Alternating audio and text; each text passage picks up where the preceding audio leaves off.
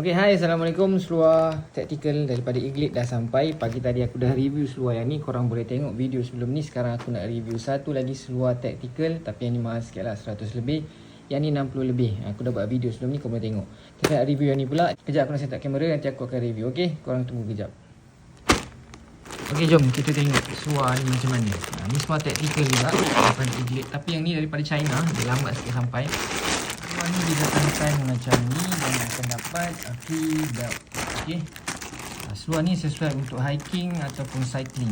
So tadi yang satu ni untuk seluar kerja sebab banyak poket, yang ni untuk cycling ataupun hiking. Okay,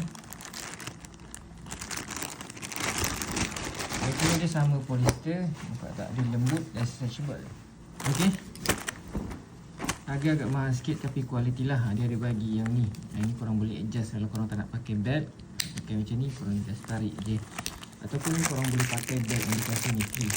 Sesuai untuk hiking ataupun cycling. Okay, seluar yang jenis macam ni.